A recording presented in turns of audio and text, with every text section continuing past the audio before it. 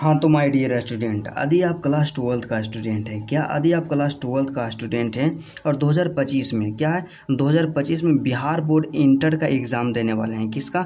Bihar board inter का exam देने वाले हैं। तो मेरे दोस्त, आज का जो क्लास है आपके लिए बहुत ही स्पेशल है। क्या आज का क्लास जो है आपके लिए बहुत ही स्पेशल है, क्योंकि आज के क्लास में हम लोग चर्चा करेंगे कि अक्टूबर से पढ़ के अक्टूबर से पढ़ के क्या करें मैथ में, कैसे क्या है कि अक्टूबर से पढ़कर मैथ में कैसे हम लोग एक बेहतर अंक लाएं, या 98 अंक या 97 अंक या 100 अंक कैसे ला सकते हैं। और यदि आप वैसे स्टूडेंट में से हैं जो अभी तक मैथ का कुछ भी तैयारी नहीं की है, उनको लगता है कि हम मैथ में पास हो पाएंगे या नहीं हो पाएंगे, या मेरा 50 से 60 अंक ही आकर के रह जाएगा, तो मेरे दोस्त आज का जो क्लास है आपके लिए बहुत स्पेशल क्लास है। तो चलिए आज का क्लास बिना टाइम के इन्वेस्ट किए मेरे दोस्त स्टार्ट करते हैं। तो सबसे पहले हम लोग देखते हैं कि हमारे पास जो शेष समय बचा कितना हुआ है। क्या कि शेष जो समय बचा हुआ है, हमारे पास जो अभी समय कितना बचा हुआ है, क्योंकि समय के साथ ही हम लोग प्लानिंग करेंगे कि हमें अभी से अपना कितना कैसे तैयारी करना चाहिए। तो सितंबर को हम छोड़ देते हैं, अक्टूबर से लेकर के चलते हैं। तो अक्टूबर हो गया, समय के बारे में बात किया जाए तो अक्टूबर हो गया, ठीक है। उसके बाद नवंबर हो गया, क्या अक्टूबर नवंबर, और उसके बाद क्या है दिसंबर है, क्या दिसंबर है। मतलब टोटली समझा जाए तो आपके पास टोटल कितना समय बचा हुआ है, 3 महीना समय बचा हुआ है। क्या केवल 3 महीना समय बचा हुआ है। आप लोग इसमें बोल सकते हैं कि भैया आप जनवरी को काहे ने ऐड किए, क्या जनवरी को काहे ऐड नहीं किए, क्योंकि आपको हम बता देना चाहते हैं कि जनवरी को हम ऐड इसलिए नहीं कर रहे हैं कि जनवरी एक ऐसा समय है ना, इसमें सिर्फ आपको रिवीजन करना है। क्या रिवीजन करना है, इसमें नया कुछ नहीं पढ़ना है। और यदि आप जनवरी में भी रिवीजन नहीं करते हैं तो आपको एक बेहतर अंक नहीं आएगा। तो आप मान करके चलिए कि आपके पास जो समय शेष बचा हुआ है अभी से, टोटल 3 महीना समय बचा हुआ है। क्या टोटल 3 महीना समय बचा हुआ है, और इस 3 महीना में ही आपको एक बेस्ट रणनीति के साथ, एक स्ट्रेटजी के साथ अपना तैयारी करना है, तभी आप क्या है कि मैथ में 98 या 97 अंक ला सकते हैं। तो चलिए हम लोग देखते हैं। तो सबसे पहला क्या है कि आपका जो यहाँ पे क्या है मैथमेटिक्स, क्या मैथमेटिक्स के बारे में बात किया जाए तो हर सब्जेक्ट की तरह यह भी कितना अंक का होता है, 100 अंक का होता है। और इसमें दो तरह का क्वेश्चन पूछा जाता है। तो सबसे पहला क्वेश्चन यहाँ पे क्या आता है, तो पहला क्वेश्चन के बारे में बात किया जाए तो सबसे पहला यहाँ पे क्या आता है ऑब्जेक्टिव, और दूसरा यहाँ पे क्वेश्चन जो आता है सब्जेक्टिव आता है, क्योंकि 2 टाइप का क्वेश्चन पूछा जाता है। तो ऑब्जेक्टिव जो क्वेश्चन आपका पूछा जाता है, ऑब्जेक्टिव कितना अंक का, 50 अंक का ऑब्जेक्टिव पूछा जाता है और 50 अंक का सब्जेक्टिव पूछा जाता है। यही है आपका एग्जाम पैटर्न। और आपके पास ऑप्शन देखिए, 50 अंक का ऑब्जेक्टिव पूछेगा तो ऑप्शन में रहेगा 100, और 100 में से आपको केवल 50 ही बनाना है। क्या 100 में से केवल 50 ही बनाना है, मतलब ऑप्शन आपके पास डबल रहेगा। क्या रहेगा, ऑप्शन आपके पास डबल रहेगा, और उसी में से आधा का आपको आंसर देना है। तो सीधा से समझिए कि ऑब्जेक्टिव और सब्जेक्टिव पूछा जाएगा, तो इसलिए आपको क्या करना है कि आपको ऑब्जेक्टिव पर भी विशेष फोकस करना है। और यदि आपका ऑब्जेक्टिव बेहतर जाता है तो आपको एक बेहतर परसेंटेज जरूर आएगा। तो चलिए हम लोग आप देखते हैं कि मैथ के लिए हमें क्या अभी से स्ट्रेटजी को अपनाना चाहिए। तो सबसे पहला काम आप लोग मैथ के लिए क्या कीजिएगा कि आप सबसे पहला अपना देखिए सिलेबस। क्या यहाँ पे ध्यान दीजिएगा, अपना सिलेबस देखिए। क्या कीजिए, अपना सिलेबस देखिए कि हम कितना चैप्टर पढ़े हैं। क्या अपना देखिए कि आप कितना चैप्टर अभी पढ़े हैं और आपको कितना चैप्टर पढ़ना बाकी है। और जितना चैप्टर आप पढ़ लिए हैं तो उसका आप क्या कीजिए, सबसे पहले तो उसका थ्योरी कंप्लीट कीजिए। क्या सबसे पहले थ्योरी कंप्लीट कीजिए, उसके साथ ही प्लस में क्या कीजिए, उसका फार्मूला कंप्लीट कीजिए। क्या उसका फार्मूला कंप्लीट कीजिए जो चैप्टर आपका कंप्लीट है, और उसके साथ ही साथ आप उसका मल्टीपल टाइम रिवीजन कीजिए। क्या मल्टीपल टाइम रिवीजन कीजिए। इतना काम जरूर कीजिए कि आप अपना सबसे पहले सिलेबस देखिए कि हम कितना चैप्टर पढ़ लिए हैं, कितना चैप्टर मेरा पढ़ा हुआ है, हम कंप्लीट किए हैं। उसके बाद जो आप चैप्टर पढ़े हैं उसका सबसे पहले उसमें जितना भी थ्योरी है उसको कंप्लीट कीजिए,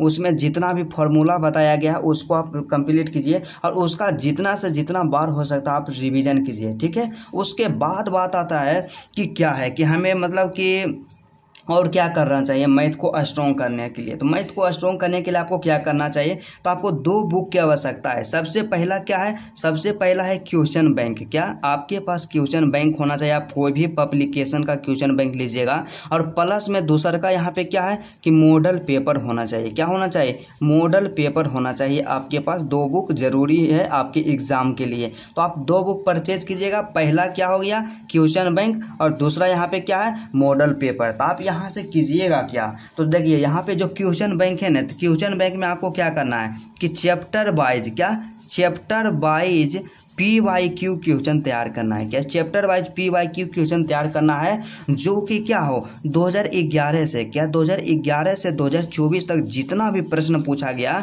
सबको आप लोग क्या कीजिएगा चैप्टर वाइज तैयार कीजिएगा।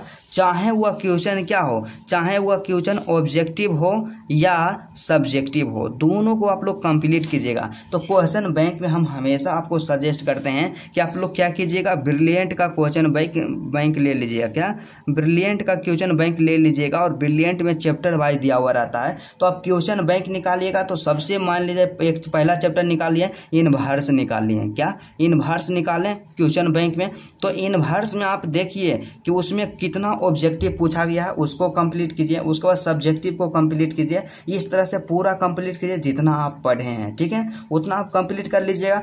उसके बाद फिर दूसरा काम आपको क्या करना है, तो दूसरा काम आपको क्या करना है, यहाँ से सीधा सा मॉडल पेपर पे चल जाना है। क्या किस पे जाना है, मॉडल पेपर। यहाँ से हम आपको बताए थे कि आपको क्या लेना है, मॉडल पेपर लेना है। क्या लेना है, मॉडल पेपर लेना है। तो मॉडल पेपर में देखिए किसका लीजिएगा, तो मॉडल पेपर में आप लोग टारगेट का लीजिएगा। क्या टारगेट का लीजिएगा मॉडल पेपर। तो टारगेट का मॉडल पेपर लीजिएगा। तो इसके में जो मॉडल पेपर रहेगा ना टारगेट में, उसमें 5 सेट दिया हुआ रहेगा। क्या 5 सेट दिया हुआ रहेगा। तो 5 सेट में आप क्या कीजिएगा, सबसे पहले उसका 5 सेट का ऑब्जेक्टिव कंप्लीट कीजिएगा। उसके बाद दूसरा क्या कीजिएगा, सब्जेक्टिव कंप्लीट कीजिएगा। और सब्जेक्टिव में 2 टाइप का क्वेश्चन आता है। पहला आता है क्या रहता है, शॉर्ट क्वेश्चन रहता है। क्या शॉर्ट क्वेश्चन रहता है जो कि 2 अंक वाला प्रश्न रहता है ठीक है। और उसके बाद सब्जेक्टिव, यहाँ पे सब्जेक्टिव में दूसरा पार्ट क्या रहता है, लॉन्ग क्वेश्चन, जो कि कितना अंक का रहता है, 5 अंक का रहता है।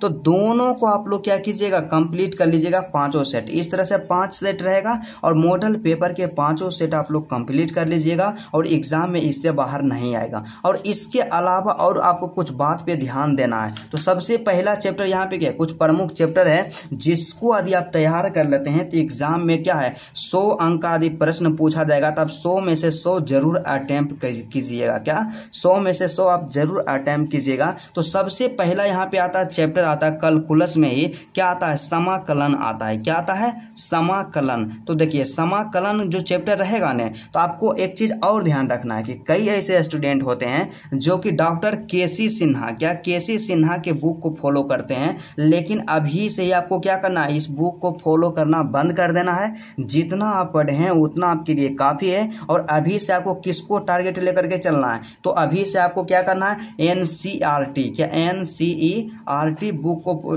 टारगेट करना है। क्योंकि NCERT एक ऐसा बुक है कि जिससे क्या है कि इससे बाहर अभी तक बिहार बोर्ड इंटर एग्जाम के द्वारा क्वेश्चन नहीं पूछा गया है और ना ही कभी इससे बाहर पूछा जाएगा। बस आपको इसी को टारगेट लेकर के चलना है और इसमें लिमिट क्वेश्चन रहता है, लिमिट संख्या में रहता है, इसको कंप्लीट करना है। तो आप लोग क्या कीजिएगा, NCERT बुक का सबसे पहला चैप्टर है क्या है, समाकलन को आप कंप्लीट कीजिएगा। उसके बाद अवकलन, क्या उसके बाद अवकलन और उसके बाद फिर क्या यहाँ पे इसी में अवकल समीकरण, क्या है, अवकल समीकरण। उसके बाद अगला यहाँ पे क्या है, अगला यहाँ पे इनवर्स देख लीजिएगा। क्या देख लीजिएगा, इनवर्स देख लीजिएगा। उसके बाद क्या है, मैट्रिक्स, क्या मैट्रिक्स या आव्यूह आप कहें, यहाँ पे सीधा हम लोग हिंदी में ही लिख देते हैं आव्यूह। क्या आव्यूह, और आव्यूह के साथ ही साथ आप लोग क्या है, एक चैप्टर है सारणिक आता है। क्या सारणिक आता है, सारणिक को कंप्लीट कीजिएगा।